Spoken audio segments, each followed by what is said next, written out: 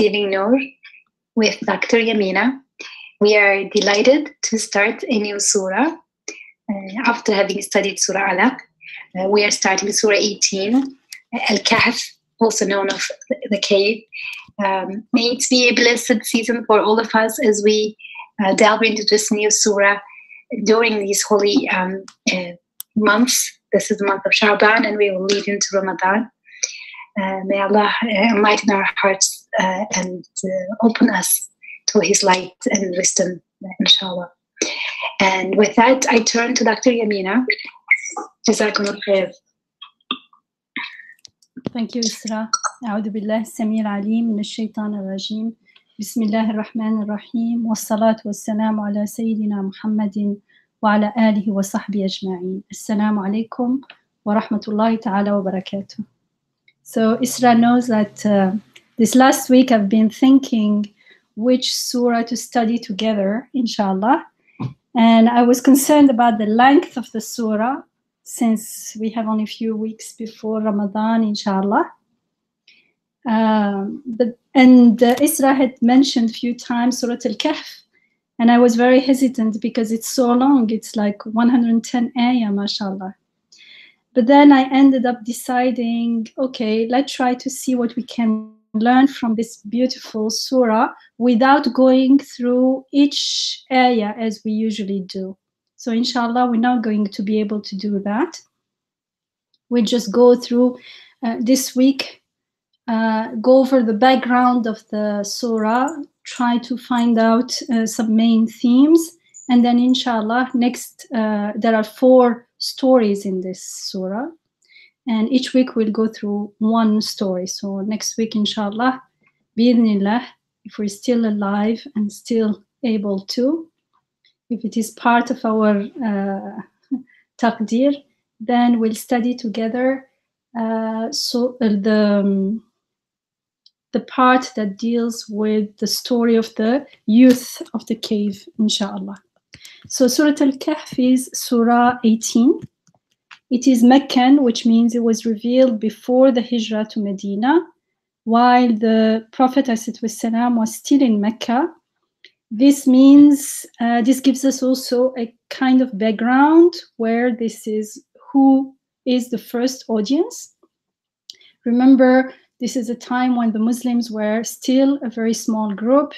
They were persecuted by the mushrik, the idolaters of Quraysh. And idolatry, shirk, was the dominant culture. And so it was not easy to be a Muslim. It went against the prevailing culture, and the values that Islam brought to these people went also against the existing status quo. And as many of you know, this is surah that many of us read every Friday as recommended by the Prophet ﷺ. There are actually hadiths concerning the importance of this surah, the importance of its message, of this guidance. And one of them is the famous hadith where we're told whoever recites the Surah Al-Kahf on Friday, it will illuminate him with light from one Friday to the next, mashallah. There is also a hadith where we're told whoever memorizes the first 10 ayahs. So here memorizes, it's like you memorize it, but you, as the Sahaba, the companions of the Prophet, they did not memorize the Quran without understanding it. They memorized and reflected on its meaning, and the purpose of memorizing was to reflect and interiorize the guidance in whatever they memorized. So whoever memorizes the first 10 ayat of Surah Al-Kahf, which is this surah, Surah 18, will be protected from the Dajjal, the Antichrist.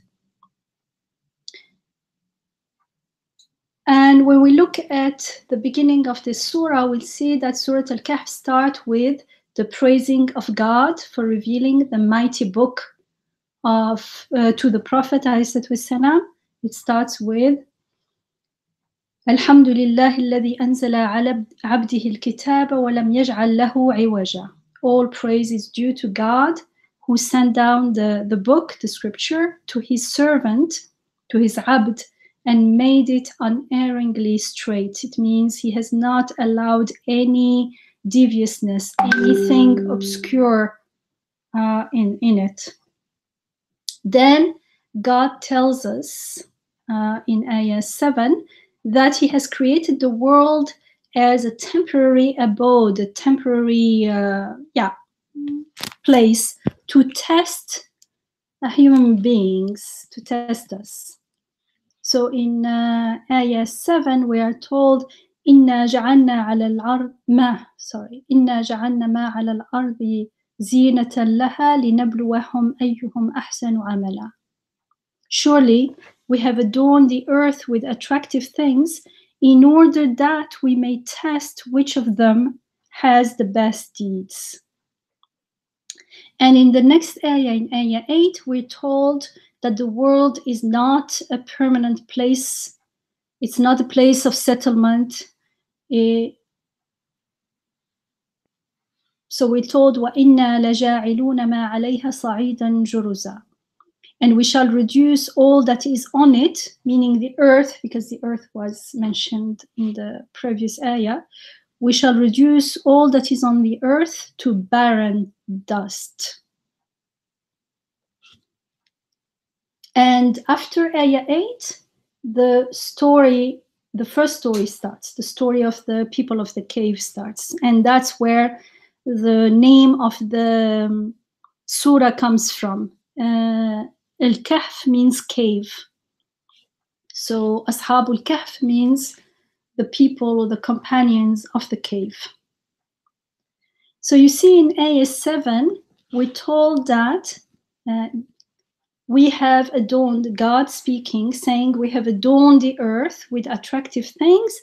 Why? In order that, so this is the purpose of the adornment, is that we may test which of them has the best deeds. And if you remember, we're familiar with this Quranic expression, لِنَبْلُوَهُمْ أَيُّهُمْ أَحْسَنُ عَمَلًا لِنَبْلُوَكُمْ أَيُّكُمْ أَحْسَنُ عَمَلًا. Whether it's them or you, this is an expression that is repeated in the Quran, and we studied it together in Surah Al-Mulk, Surah 67.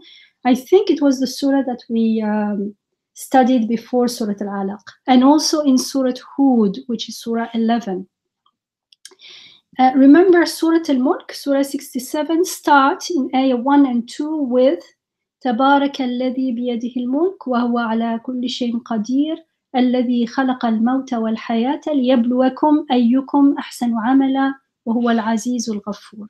Blessed is he in whose hands rests all sovereignty, means he holds all control, and he is all powerful over all things. It is he who has created death and life in order that we test which of you has the best deeds, and he is the mighty, the all-forgiving. And if you remember,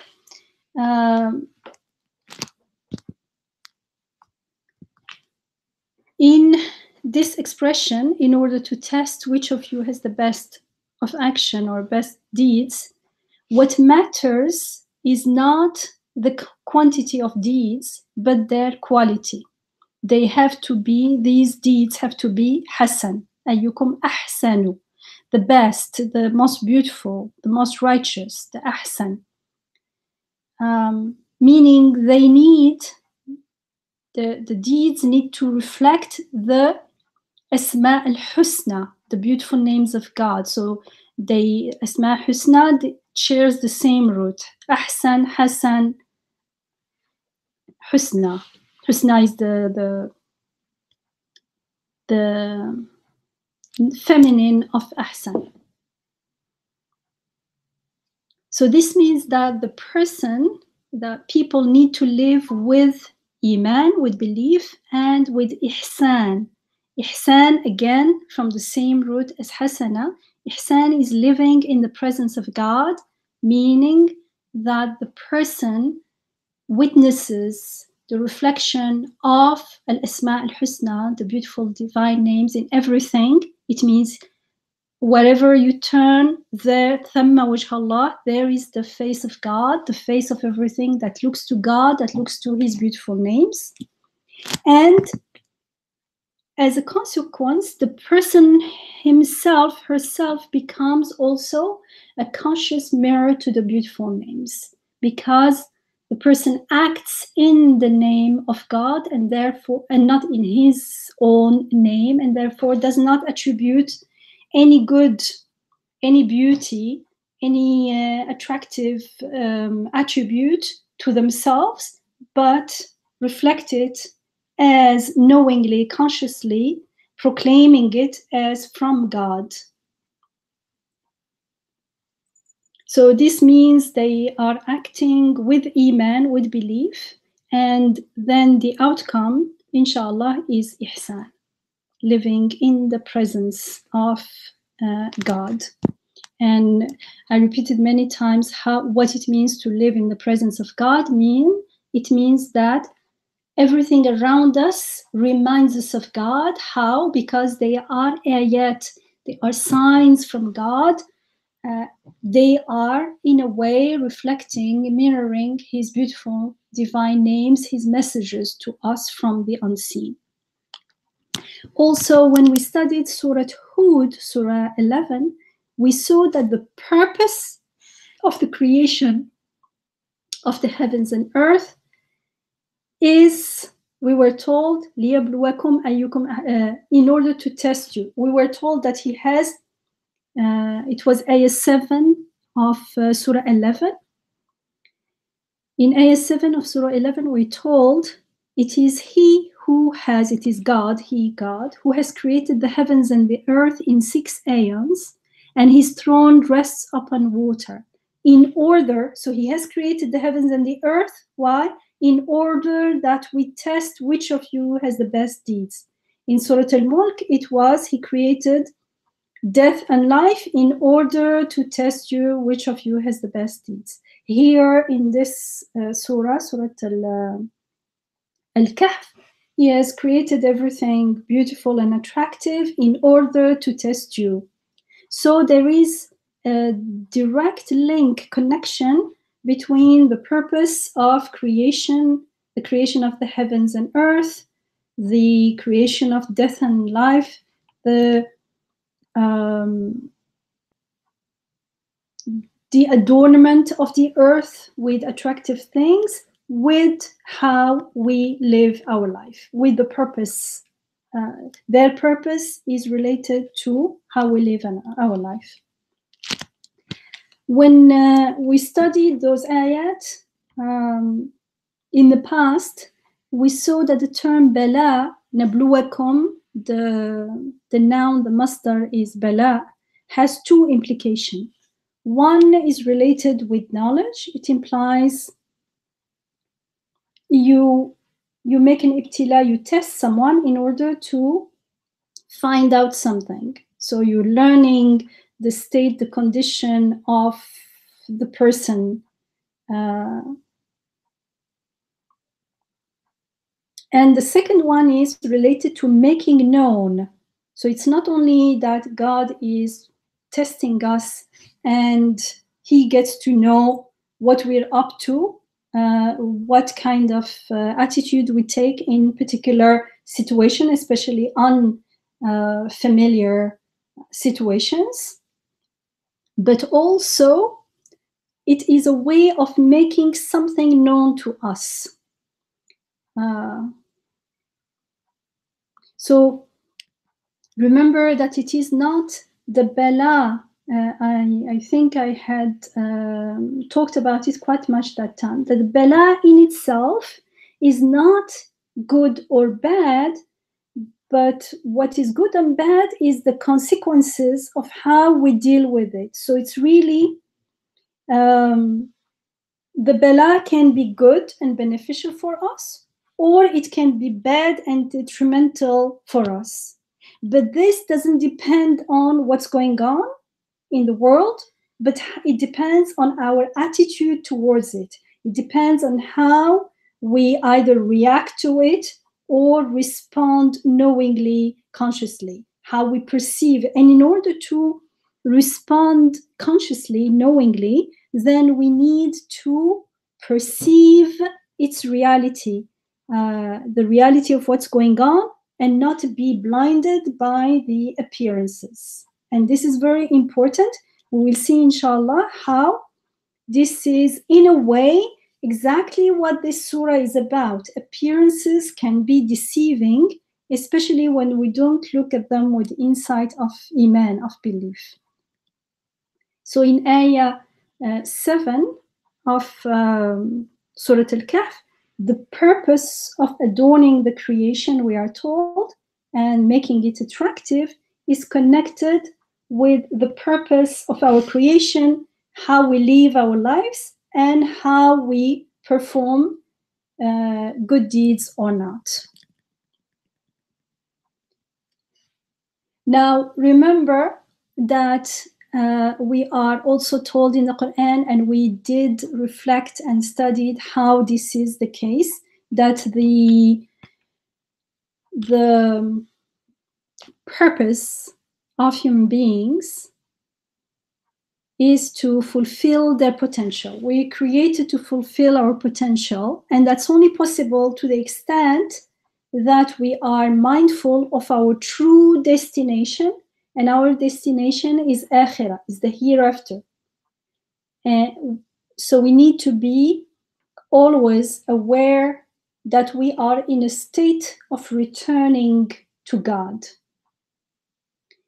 And when people are mindful of their true destination, which is akhirah, then they realize how much they need divine guidance. Because how do we get ready for akhirah? How do we prepare for it? So we feel the need for divine help, for guidance, and also we feel the need for surrendering to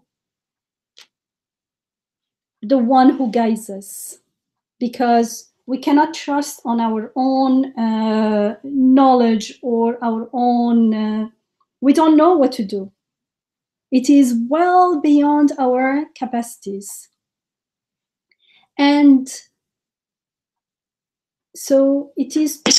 Could you repeat that, Dr. Yamina, just what you just last said about we need to surrender because we cannot do by ourselves? What can't we do by ourselves? I missed that. Sorry, I'll have to think again what I said. I'll try to, I don't know if I can repeat the exact words, but in meaning, what I want to say is that when we are mindful, or when people are mindful, let's put it on people so it's easier. When the people are mindful of their true destination, meaning akhirah, they're not stuck in the world, then they are more likely to realize how much they need divine guidance and how much they need to surrender to God. Why? Because they become more and more aware of their limitedness, and so they know that they cannot rely on themselves, they cannot rely on their knowledge, they cannot, and so they feel the need to surrender to God. And this increases their belief because it increases their awareness of their ubudiyah, and therefore they are more likely to know God as their Rabb. And so their belief in God with his beautiful names, their belief in God as their source of sustenance, of protection, of guidance increases, and they are more likely to actually follow the guidance and not just repeat it. It's not information. In this case, it becomes food for, just like the body needs water, air, and food, divine guidance is food for the spirit, not only, for the spirit, and we know that through our emotions. The heart is, we find that inner peace. And so the more we follow and live with that divine guidance, we will also, inshallah, be more attuned to the divine will, because the divine will, as we learn it in the Quran, is going to unfold for each of us in our life, in the signs, in the ayat, in our daily life. And then the result, that is ahsanu amala, that living, that acting will be inshallah ihsan, and it will be ahsanu amala, the most ahsan, the most beautiful deeds, inshallah. And we know, yeah. Thank you for clarifying further or recapping for me. Thank you. And so to just highlight a bit more, so it's the transience that puts us in a search for akhirah, because we realize everything is passing, and we need to find a solution because it's passing, whether we like it or not. It's very clear we have no control, and we love life, but it's so so short, and the loved ones are moving on, we're moving on, and we need to solve the problem of transience, and only with akhirah, only with understanding that we are here for a short period, for a purpose. This is just the appetizer stage. This is not the world where we are full. Our eternal yearnings do not get satisfied here. Then we turn to akhirah and look for akhirah, and then we realize the need to be guided, because as you're saying, we have no resource in ourselves to that's why right after that ayah that says we will test you, comes ayah 8 of Surah Al-Kahf, which says we shall reduce all that is on earth to barren dust. So everything was created, the earth was adorned and made attractive in order to test you. And just in case you don't get it, look at it. At the end, everything becomes barren dust. So how do people become mindful of their true destination of akhirah, as you mentioned? Because the world is impermanent, because it is life is transient. The worldly life is transient. It's passing, as it is constantly repeated in the Quran, and everything is bound to perish except wajh Allah, as we are reminded in وَإِنَّا لَجَاعِلُونَ مَا عَلَيْهَا صَعِيدًا جُرُزًا. So ayah 8, we shall reduce all that is on the earth to barren dust. Yes.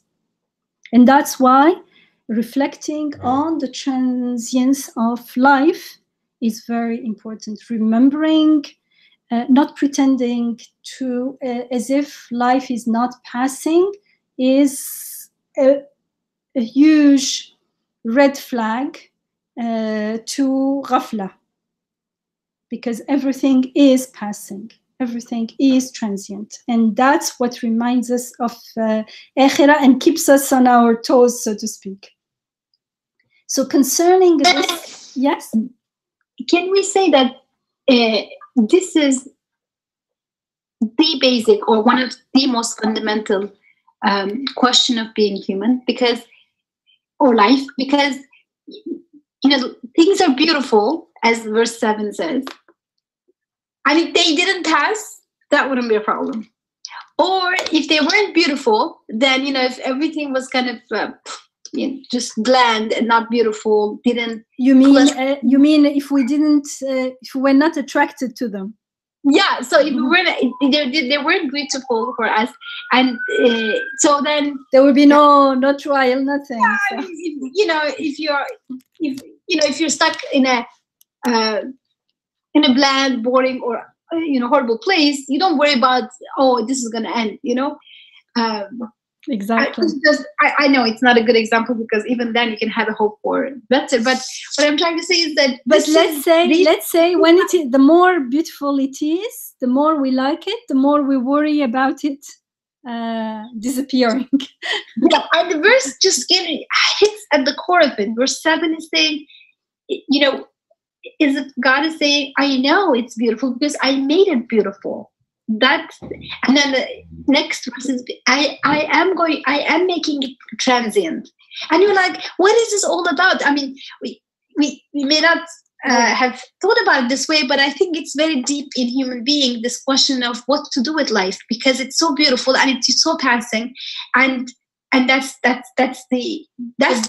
big contradiction, the big paradox. Either we are going to solve it. I think that's the notion. Either we're going to solve it, and that only happened by seeking guidance and turning to the Creator and saying, why is it so beautiful and why is it so passing? You have a message here. This is a sign. What is this saying?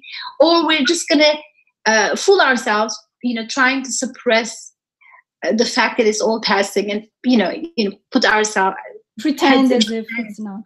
Yeah, or just curse everything, or say everything sucks, to kind of pretend that we're actually not too worried about going into nothingness because it's not good anyway. So we're gonna fool ourselves in other options, and the only way to solve this dilemma is to say, well, maybe this is a sign. It's so beautiful and it's passing.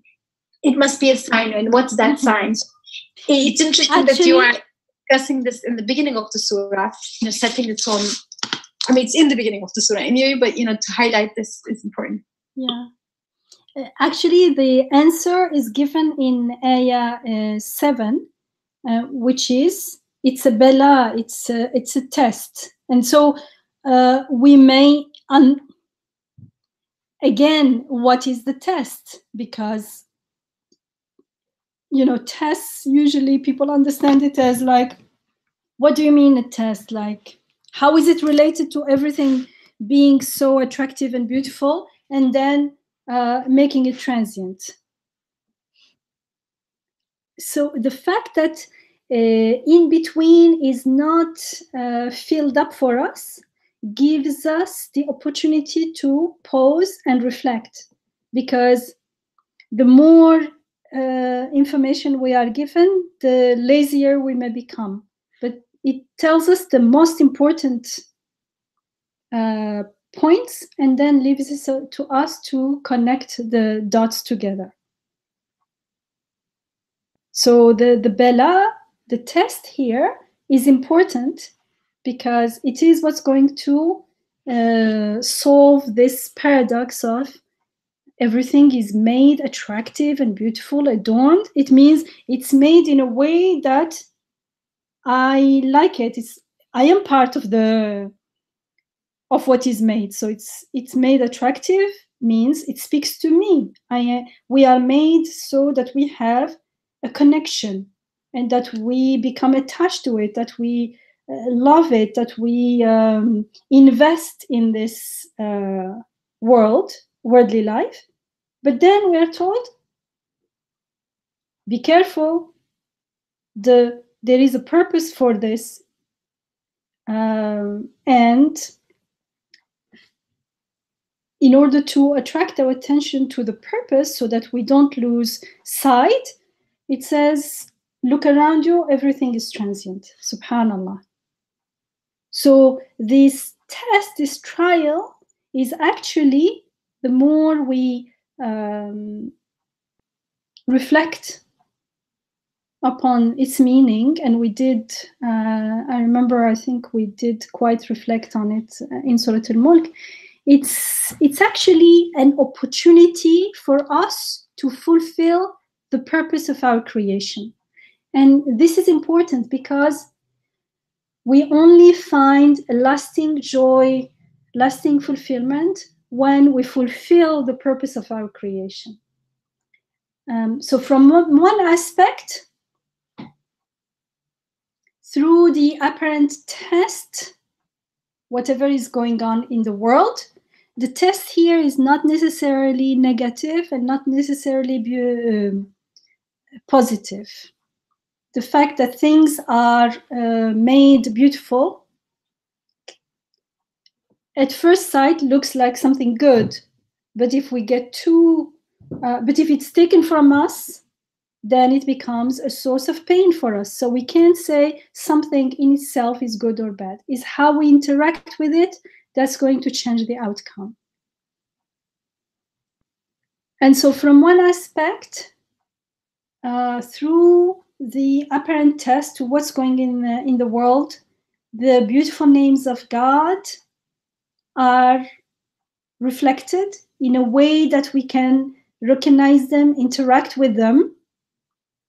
From especially the bala, when there is a test, we're not only an observer out there. We become it's part of our something that touches us very deeply. It's not something that we can say, okay, I don't care. It's something, usually when we talk about test or bala, it's something that involves a profound response from us. We're deeply concerned with what's going on.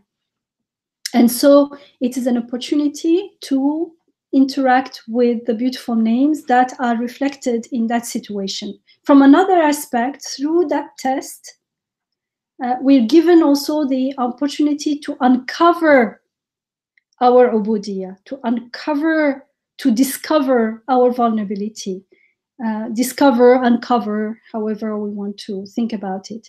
And through it, to get to know that we have a sustainer, that we have a Rabb, that we are being sustained, that we are not alone, that someone is doing something, is sustaining us in life. And through that, we also get to witness his beautiful names. And so again, I'd like to underline that what makes the test beautiful and beneficial is not its content, but how we respond to it.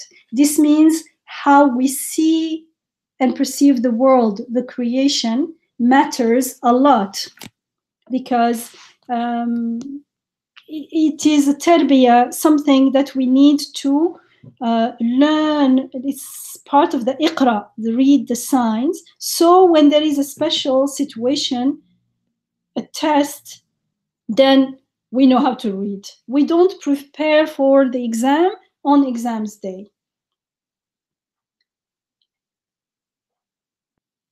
So it means, like, do we see the ayat indicating messages from the unseen? Do we see events, things as ayat indicating messages from the unseen, carrying to us guidance from our Rabb, reflecting, mirroring his beautiful names and making them known to us? This is very important. This is part of the iqra, the qara'a, the reading of the ayat.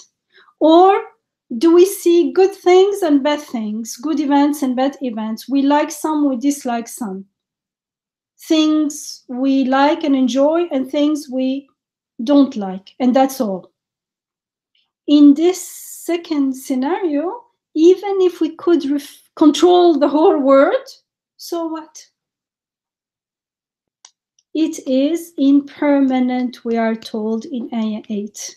It is transient. It will be all dust, including ourselves. Nothing lasts. So what's the point? Even if we could make everything go the way we want it and everything would be beautiful, still at the end there is nothing. There is a zero.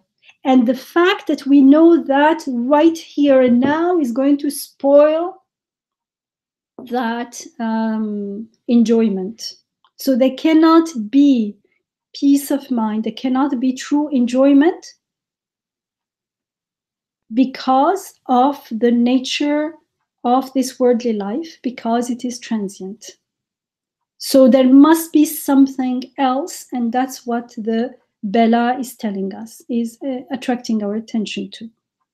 It is created for, everything is made beautiful and adorned and made attractive to you for another purpose. It means the adornment of the earth is created with meaning and purpose. It's not created in vain. Actually, we're told in the Quran, nothing is created in vain. In Surah Al-Imran, the famous ayah 191, we're told الذين يذكرون الله قياما وقعودا وعلى جنوبهم ويتفكرون في خلق السماوات والأرض ربنا ما خلقت هذا باطلا.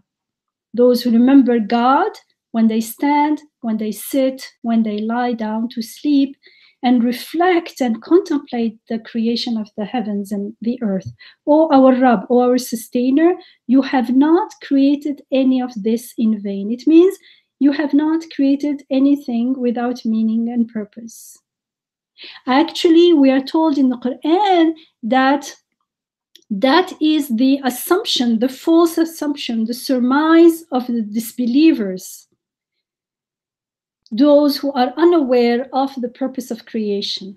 In Surah Sa'd, Surah 38, Ayah 27, we are told, we have not created heaven and earth and everything in between them in vain.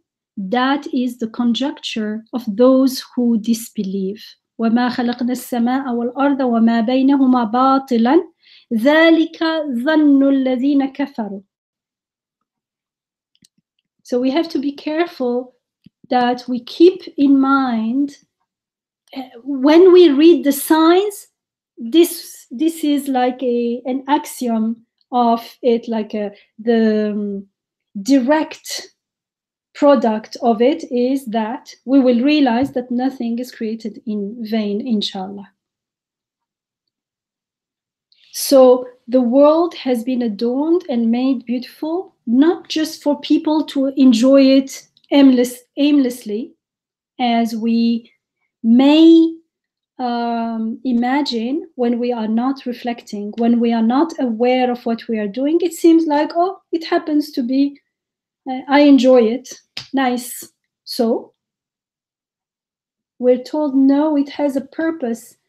Like everything else, adornment and beautiful things are ayat, they are signs, it means they carry messages from the unseen, they reflect the beautiful divine names, they carry guidance, they show the path to God, the path to Akhirah. And the expression لِنَبْلُوَهُمْ أَيُّهُمْ أَحْسَنُ عَمَلًا, in order that we may test which of them has the best deeds, explains to us what it means that everything is an ayah from our perspective. Because from our perspective, if you tell me in the beginning, it's an ayah, okay, so I don't care. It's an ayah, it's an ayah. It's for itself. No. Here it's like, so what if they are ayat? What is it to do with me? What is it to do with us? It is a test. It means it has something to do with me. It is a means, or we can say an opportunity. I prefer the word opportunity, to bring out who we choose to become. Because what I choose to see in the world is directly related to who I choose to be. We reflect each other, like people reflect each other. Also, we see in the world what we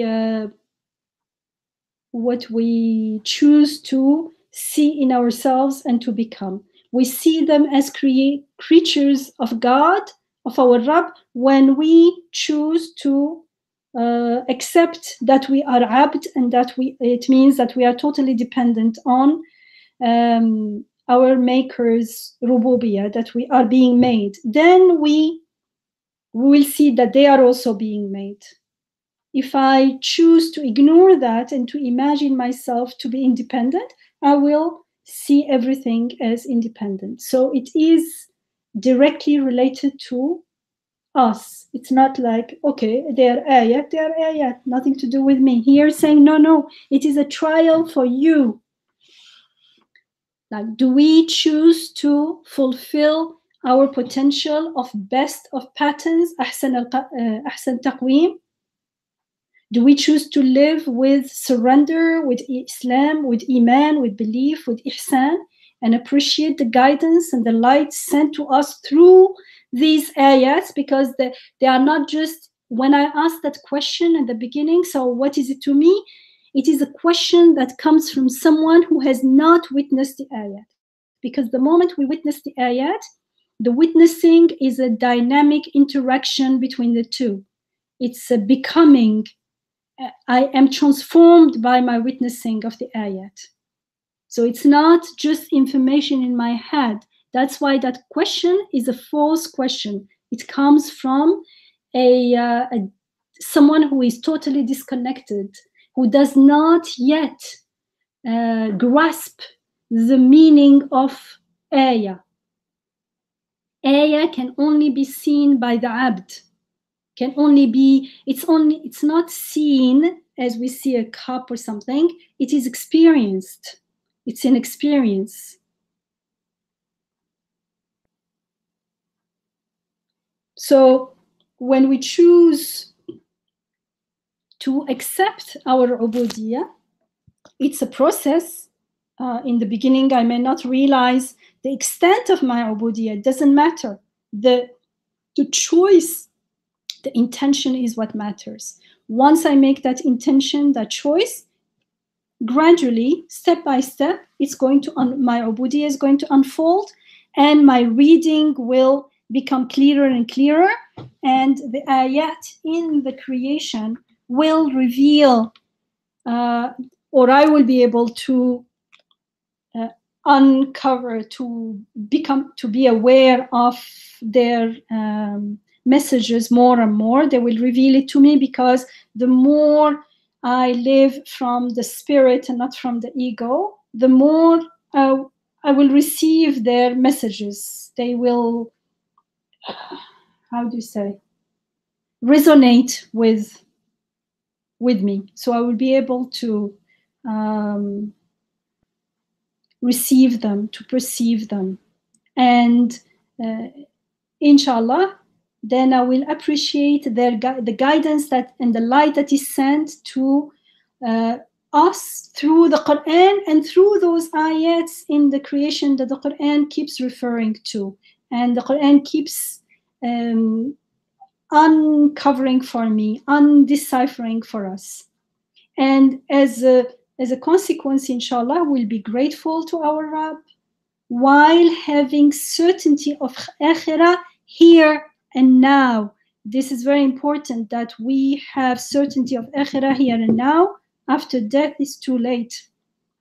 Or else, if we are not on this path, then the other option is to remain deluded, to live in ghafla, the ghafla of the reality of life, the reality of this world, and to imagine, to forget that the world is transient, to, even when we say things are ayat, it's only an information in our head, and actually we keep interacting,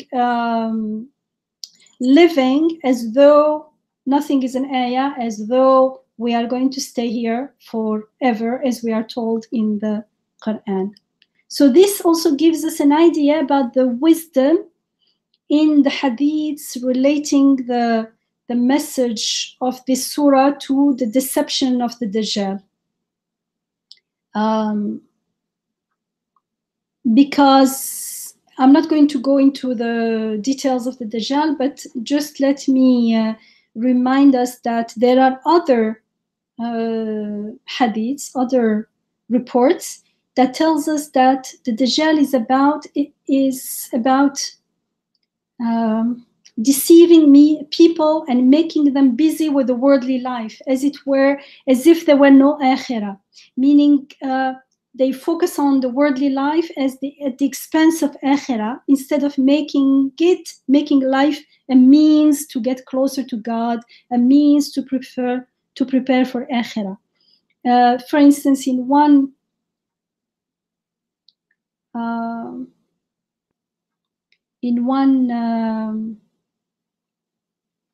hadith, we are told the Dajjal will have paradise and fire with him. His fire is paradise, his paradise is hellfire. What he presents as fire is actually paradise, and what he presents as paradise is hellfire. It means the deception is so big that he mixes up the two in a way that can make people, can confuse those who have not learned to read the signs and therefore are not clear And this matter is so important that we are told that the Prophet ﷺ himself prayed and sought refuge with God, saying, for instance, Allahumma inni a'udhu bika min adhab al-qabri wa min adhab al-nar wa min fitnat al-masih wa dajjal. So, oh God, I seek refuge with you from the punishment in the grave, from the punishment in hellfire, and from the affliction, let's say, the fitna of al-Masih ad-Dajjal, the false Messiah. And in other hadiths, we are also told that the Prophet ﷺ asked the believer to seek refuge from al-Masih ad-Dajjal. For instance, at the end of the tasbihat, we do the tasbihat at the end of, after the 5 daily prayers, and we are asked to seek refuge from al-Masih ad-Dajjal. So this, what is the big deal about this false Messiah? Why do we need to seek refuge from him? Him, I mean, not necessarily a person. It is a this deception, let's say, this how do you say? Current, this attitude, this way of looking at, of perceiving life. Because he's a deceiver. So we're told he will deceive people in thinking that evil is good, good is evil. As I said, his fire is paradise, his paradise is hellfire. In another, these are all from Sahih Muslim, Bukhari, and so they are authentic reports. In another hadith, we are told, I know that the false Messiah that the Masih ad-Dajjal will have with him, he will have 2 flowing rivers, one that appears to be clear water, another that appears to be burning fire. If one of you see that, let him go to the river of fire, close his eyes and drink from it, for it will be cool water. We're also told in the same hadith, the false Messiah has 1 blind eye and across his eyes is written the word of unbelief that every believer, every mu'min, will read, whether he can read or not. It means it's not about, I will read the words written. It's a metaphor, clearly. He says whether he can read or not. It means even if you are it means it could be written in another language, doesn't matter. I could be illiterate, doesn't matter. Am I a believer or not? It is with the insight, farasat al-mu'min, it's with the insight of belief that the believers will recognize it. So this deception, it's not something that to take, how do you say, the opposite of seriously, to take lightly. So we have to be careful. At the same time, it's not a hopeless case because the believers will be able to recognize the deception. Why? Because they know clearly what the truth is. So they don't need to know falsehood. When they hear it and see it, immediately they will have either recognize it or have a hunch about it. And so all these hadiths indicate the importance of this surah and the importance of the powerful message it carries. This surah is going to teach us something that, like even the 10 first ayat can protect us against the deception of the false Messiah, which is the big deception. When we say Dajjal, it means paradise is presented as hell, hell is presented as paradise. Good and haqq and truth is presented as falsehood, as prejudice, as old stories. falsehood is presented as cool, the thing to go with. But one thing I remembered something that Imam Nursi rahimahullah said. He said, whatever they tell you, whatever these people of the world tell us, I will answer with one thing. Can you get rid of death? If there is no death, then I will take you seriously and listen to you. But as long as the world is transient, as long as there is death, I don't listen to you, because whatever you are saying is all based on the assumption, assuming that things are going to stay forever, we are going to stay here forever. That's the biggest lie on which everything else is constructed. And so if we keep focused on this reality, it becomes easier to read the signs, to remember our reality, and to recognize the deception. But with all this needs one thing, is that we have the intention and make the choice, inshallah. So Surah Al-Kahf has 4 stories, contains 4 stories. The first story is that of the people of the cave from ayah 9 to 26, inshallah. Bi-idhnillah, we'll look at it next week. So from one aspect, this story represents the trial of an oppressed tiny group. Here it's a group of youth, which could be understood as a persecuted minority, like the Muslims of Mecca during the time of the Prophet ﷺ, before the migration.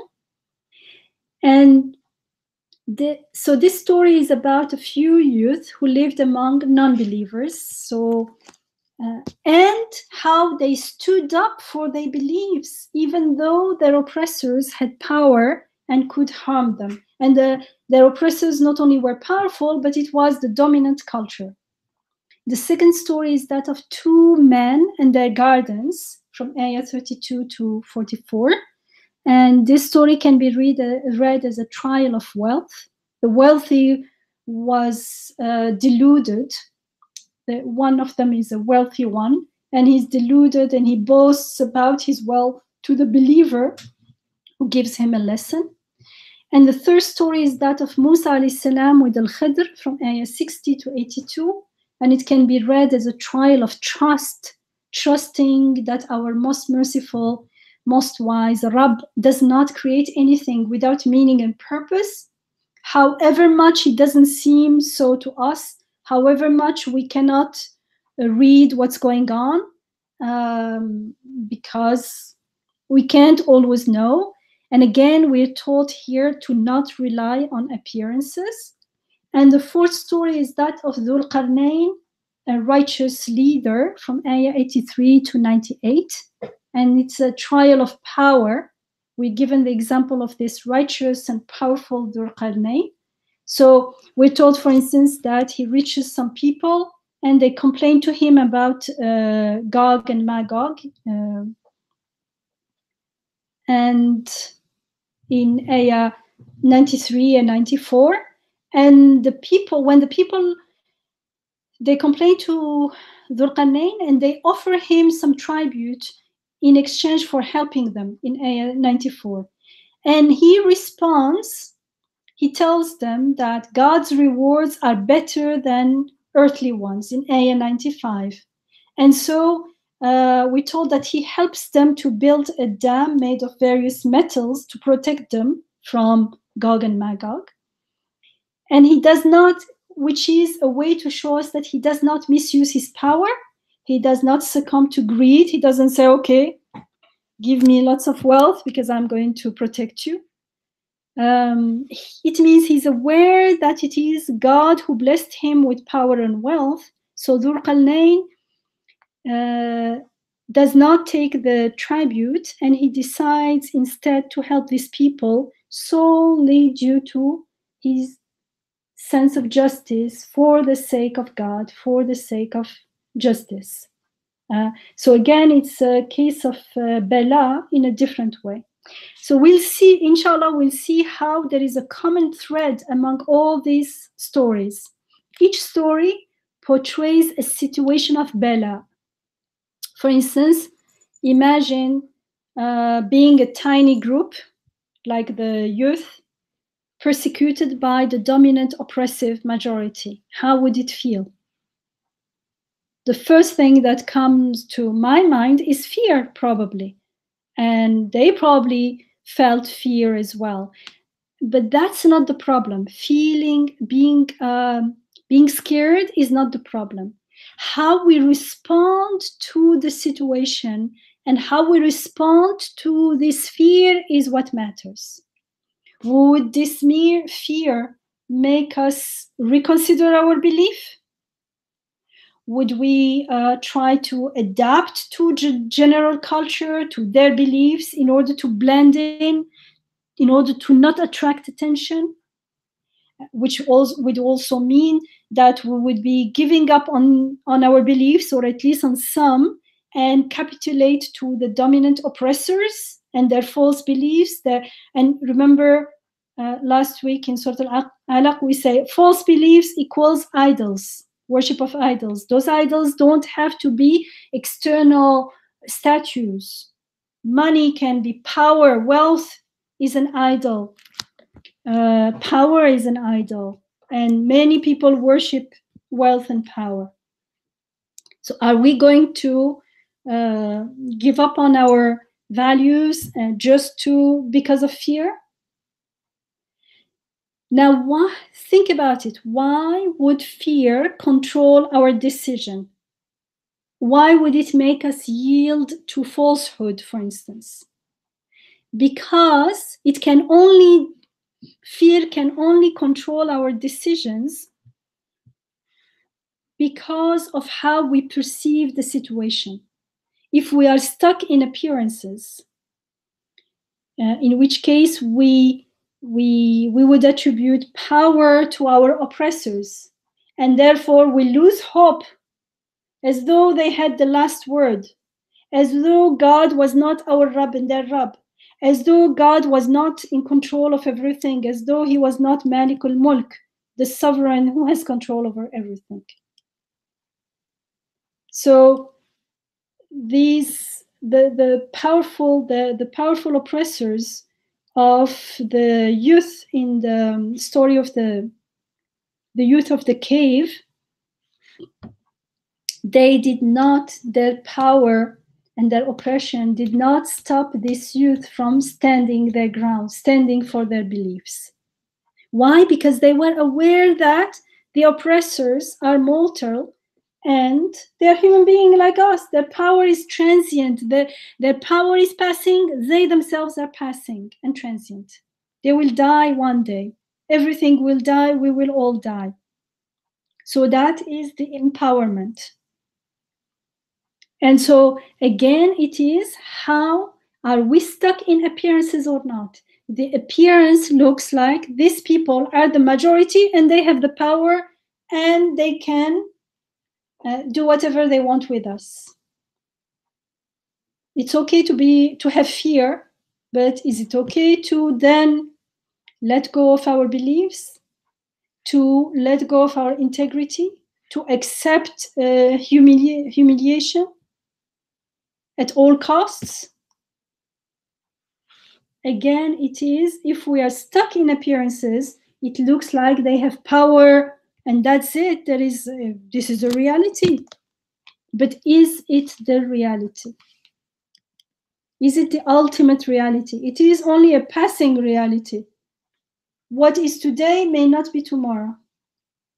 In the second story, the man with wealth attributes the wealth and the power to himself, and therefore he belittles his poorer neighbor. And again, he's unaware that he has no control over his wealth, that he's unaware that it is given to him, it is a gift, and therefore it can be taken anytime. It can be taken away anytime. Because like everything else, wealth is also transient. And lo and behold, this is what the poorer neighbor reminds him? How about if something happens and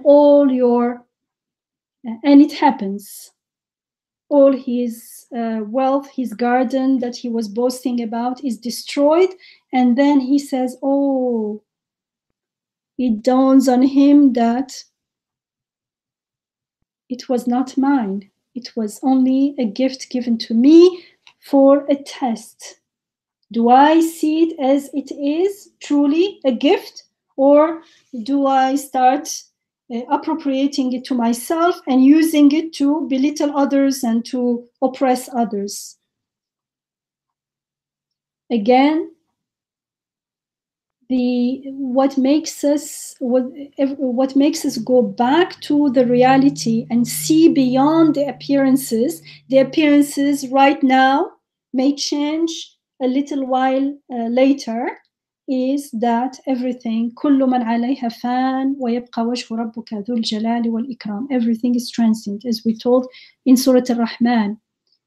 All that is on earth perishes, and all that remains is the face of your sustainer, full of majesty and glory.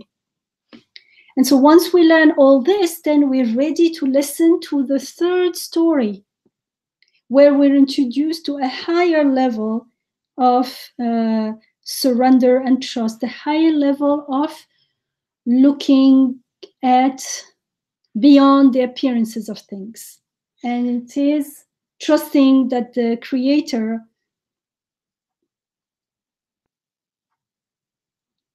has, well, let's say trusting the Creator, even if what we see does not make sense to us, or it even may appear contrary to justice and wisdom, like in the case of Musa alayhi salam. And just because we don't know, it doesn't mean that things and events are happening without purpose and meaning and rahmah. And we are taken on an adventure with Musa alayhi salam when he meets with Al-Khidr, and he questions his actions based on what he sees. And at the end, Al-Khidr reveals to him the wisdom behind his doings, and that Musa alayhi salam's assumptions were misplaced because he didn't have full knowledge of the situation. And in the fourth story, the Bela, the trial, is different. It's, as I mentioned, the trial can be we are the oppressed, or it could be that we come across an oppressed and we have the power. What are we going to do with it? So Dhul Qarnayn is the one who has power in this case, and he comes across oppression. He comes across an oppressed people, and what's his stand? What does he choose to do? How does he use his gift of power? That's what we'll see in the fourth story, and how they all are related, at least as far as I can see. Inshallah, maybe as we are studying each story, more things will unfold, bi'idhnillah. It's not up to us, it's up to the giver of the gift. So what we understand from this surah is again a gift from God. Alhamdulillah. Let me share the last 11 ayat of this surah, so we get also an idea of its overall message, inshallah. So we are told in from ayah 100 to 110. 110 is the last ayah. So in ayah 100, we are told, and on that day, we shall place hell for all to see before those who denied the truth, those whose eyes had been veiled against any remembrance of me. So here, remembrance of God. عن ذكري, God is saying, الذين كانت أعينهم في غطاء عن ذكري وكانوا لا يستطيعون سمعا, because they could not bear to listen. They could not bear to listen to the truth. It means, as long to the extent that I'm not practicing living with the truth in my life, it's not because it's not available. It's not because, people go and seek the truth and find it eventually. We seek all kinds of things and we find them. So it's because it's not available. Even when we're complaining, all these people, they speak only about this and that. Okay, why are you complaining? Stop listening to them. Go and look for where you find something that resonates with you. And the most important thing is find something and live with it.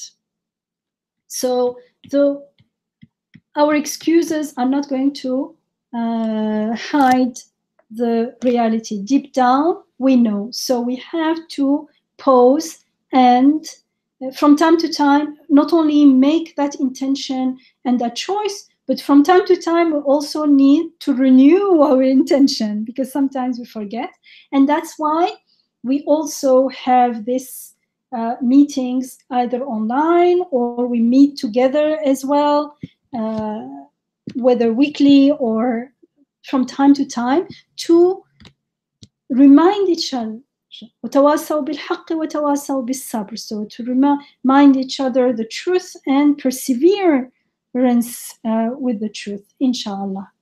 So in Ayah 101, we are told, those whose eyes had been veiled against any remembrance of me because they could not bear to listen to the truth.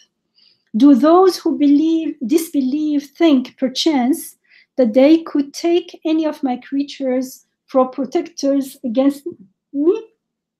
Truly, we have prepared hell to welcome the disbelievers. Say, shall we tell you who are the greatest losers in whatever they may do? It is they whose labor has gone astray in the pursuit of no more than this world's life, and who nonetheless think that they are doing well. So they are losers because, Ayah 105 is going to explain it. It is they who have chosen to deny their Rabb's ayat, their sustainers ayat, and the truth, and they are destined to meet him. Hence, all their deeds come to naught, and no weight shall we assign to them on resurrection day. Because the greatest loser are those whose labor has gone astray. Why? Because they did nothing but pursue the worldly life. It means nothing related to eternity, nothing related to permanence and akhirah. Everything they did stays here, and that's why at the end all their deeds are not. فَحَبِطَتْ أَعْمَالُهُم. They have zero at the end because, everything stays here, and no weight shall we assign them on resurrection day. That will be their reward, hell, for what they have denied and made my ayat and my messengers a target of their mockery, at least by not taking it seriously. Truly, as for those who believe and do righteous deeds, here righteous deeds is not, it's amilu salihat. So truly, as for those who believe and do righteous deeds, the gardens of paradise will be there to welcome them. Therein abiding, they will not desire any change therefrom. Say, if all the sea were ink for my Rabb, my sustainer,'s words, the sea would indeed be exhausted before my sustainer,'s words are exhausted. And thus it would be if we were to add to it sea upon sea upon sea. Say, I'm only a human being like you. It has been revealed unto me that your God is the one and only God. Hence, whoever looks forward to meeting his Rabb, his sustainer, let him do righteous deeds and make no one a partner unto his sustainer in worship. فليعمل عملا صالحا ولا يشرك بعبادة ربه أحدا. Let him not commit any shirk, not worship anyone except God. And remember, when we are worshiping others than God, it means we are worshiping idols. And those idols are not, mostly, they are not going to be statues out there. For instance, worshiping power, worshiping status, worshiping wealth. I may not have wealth. I may still be worshiping it in an indirect way. How? I give importance to the wealthy and not to anyone else. And it means there is no equity in my perception. I see the wealthy as more superior to the poor, for instance. That this perception reveals or betrays an idol, a belief about wealth, about power that has become like an idol. And so it opens the door to a hidden shirk. And that's why at the end you see there is no worship of a God alone. And the deeds of a person with this attitude won't be amal salih. It won't be hasan. It won't be good. And it's easy to understand that. So inshallah, I'll stop here, and next week, bi'idhnillah, inshallah, we'll start with the mysterious and story of the youth of the cave who remained asleep for 3 centuries. So next, inshallah. سبحانك لا علم لنا إلا ما علمتنا إنك أنت العليم الحكيم وآخر دعواهم أن الحمد لله رب العالمين اللهم أرنا الحق حقا وارزقنا اتباعه وأرنا الباطل باطلا وارزقنا اجتنابه الحمد لله الذي أنزل على عبده الكتاب ولم يجعل له عوجا قيما لينذر بأسا شديدا من لدنه ويبشر المؤمنين الذين يعملون الصالحات أن لهم أجرا حسنا ماكثين فيه أبدا وينذر الذين قالوا اتخذ الله ولدا ما لهم به من علم ولا لآبائهم كبرت كلمة تخرج من أفواههم إن يقولون إلا كذبا إنا جعلنا ما على الأرض زينة لها لنبلوهم أيهم أحسن عملا وإنا لجاعلون ما عليها صعيدا جرزا آمين. Ameen. Jazakumullah khair, Sister Yamina. This was a very nice start to the surah with overview and preview, and also touching on the beginning and the ending to see the frame of all these stories we will be studying, inshallah. Are there any questions or comments at this time?